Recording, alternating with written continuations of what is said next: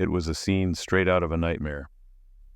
On the night of October 13th, 1989, Jimmy Wade Martin, a father of two, was found brutally beaten on the quiet streets of Bonne Terre, Missouri.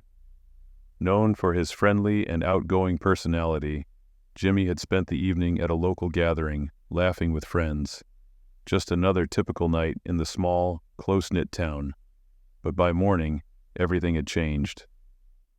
At some point after he left the gathering, Jimmy was viciously attacked, left for dead in a residential neighborhood. Witnesses reported seeing and hearing strange things, a heated argument, sounds of struggle, but no one could have imagined the brutal fate that awaited him. Emergency services were called, and despite efforts to save his life, Jimmy succumbed to his injuries the following day. So, what really happened that night? Who could have targeted a man so well loved by his community? Was it a random act of violence? Or was there something more sinister lurking beneath the surface? Witnesses, confessions, and even a murder weapon were all part of the investigation, but shockingly, no one was held accountable for over 3 decades. This is the story of a beloved father whose life was cut tragically short, a community left shaken, and a search for justice that would span over 30 years. But before we dive deeper into the mystery, I'd like to ask for a small favor. The statistics show that more than 70% of you watching aren't subscribed to the channel yet. If you're enjoying these deep dives into true crime and want to stay updated on future cases, please consider subscribing. It really helps the channel grow and ensures you don't miss out on any new videos. Now, without further ado, let's get back to the case. Jimmy Wade Martin was a 29-year-old man living in the small, tight-knit town of Bonne Terre, Missouri. He was known to those around him as a friendly, hard-working individual who took on various jobs to provide for his family. Jimmy grew up in the same town where he would later meet his tragic end, and he had a deep connection to the local community. His life was centered around his family, particularly his twin daughters, Angela and Andrea, whom he loved dearly and took pride in raising. Jimmy had an easygoing nature, and those close to him often described him as the life of the party, someone who could light up a room with his presence. He had a strong work ethic and often juggled multiple jobs to support his family. His daughters, who were still young at the time of his death, were the central focus of his life. As a father, Jimmy was caring and attentive, striving to provide them with a stable upbringing despite life's challenges. While his relationship with the mother of his children was reportedly strained at times, his devotion to Angela and Andrea never wavered. Yet, even amidst the normalcy of his everyday life and his responsibilities as a father, no one could have predicted how quickly his world would turn upside down. On October 13th, 1989, Jimmy Wade Martin went about his day, likely unaware of the tragic events that were to follow. Jimmy, known for his sociable and outgoing nature, spent the evening at a local gathering, likely a routine social event for someone as connected to his community as he was. Bonne Terre, Missouri, a small town where everyone knew each other, was home to regular social get-togethers, and Jimmy was no stranger to them. That evening, Jimmy was reportedly in good spirits, engaging with friends and acquaintances at the gathering. While specifics of the gathering, including who exactly attended and what was discussed, remain unclear to this day, there was no indication of any prior conflict or tension that could foreshadow what would happen later that night. After the event, Jimmy either left or was heading home, possibly after spending time with those he was familiar with. However, at some point after leaving the gathering, things took a dark turn. Jimmy was found severely injured outside a house in a residential area of Bonne Terre. Witnesses later reported hearing or seeing parts of the attack, but accounts varied regarding what exactly led up to the assault. The details remain murky, but it is known that Jimmy was brutally assaulted with what investigators believe to be a blunt object. This violent confrontation left Jimmy critically injured. Neighbors or bystanders likely called emergency services after discovering his wounded body, and he was immediately rushed to the nearby Farmington Hospital, where medical staff attempted to save his life. Despite their best efforts, Jimmy's injuries were too severe, and he succumbed to them the following day, on October 14, 1989. His death left Bonne Terre in shock. Jimmy was a beloved figure in the town, and the brutality of the attack seemed unfathomable. Rumors began to circulate almost immediately about who could have committed such a crime and why. Was it a random act of violence, or was there a deeper, more personal motive behind the attack? In the initial hours after Jimmy's death, no clear answers emerged. The crime scene was quickly cordoned off, and local law enforcement began what would soon become a deeply frustrating and complex investigation. While it appeared that there was no shortage of witnesses, the exact nature of the assault remained unclear, and as the hours and days passed, investigators realized that solving Jimmy's murder would not be as straightforward as they had initially hoped. In the days immediately following Jimmy Wade Martin's murder, the Bonne Terre community, as well as the local law enforcement, were determined to seek justice for the tragic event that had shaken the small town. Given the circumstances of the attack, taking place in a residential area with multiple witnesses, investigators initially felt confident that they could resolve the case swiftly. The St. Francois County Sheriff's Office, along with other local law enforcement agencies, began interviewing those who had been present on the night of the murder. There were several leads that pointed to a clear suspect early on. Multiple eyewitnesses claimed they had either seen parts of the altercation or heard the commotion outside where Jimmy had been found mortally injured. It was reported that the suspect had used a blunt object during the assault, which was likely the cause of Jimmy's fatal injuries. Investigators recovered what they believed to be the murder weapon and began piecing together the timeline of events leading up to the attack. Despite having these key pieces of evidence, a potential murder weapon, eyewitness accounts, and even a taped confession from one individual involved, law enforcement found themselves facing unexpected difficulties. The exact details of the taped confession are murky, but it is known that at least one individual admitted to being involved in the incident, though the details surrounding their involvement were contested over the years. As time passed, the initial investigation faltered. Even with evidence in hand, legal complications, combined with inconsistent witness statements, led to a frustrating deadlock for investigators. For reasons that remain unclear to this day, no one was formally charged with Jimmy Wade Martin's murder at the time. The case seemed poised for a resolution, but it never materialized, leaving both the family and the community deeply disappointed. Many felt that justice was within reach, but had inexplicably slipped through the cracks due to procedural issues or missteps during the investigation.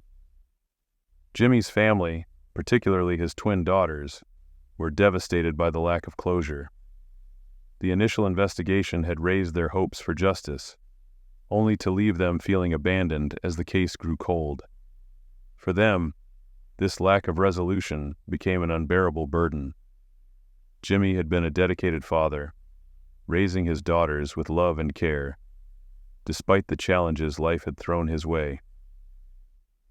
His untimely death left a permanent void in their lives, and as time passed without answers, the sense of injustice grew. Angela and Andrea, who were just children when their father was murdered, were forced to grow up carrying the weight of an unsolved crime that overshadowed their family's existence. The twins' mother and extended family were equally devastated, as the failure of the legal system to bring anyone to justice compounded their grief.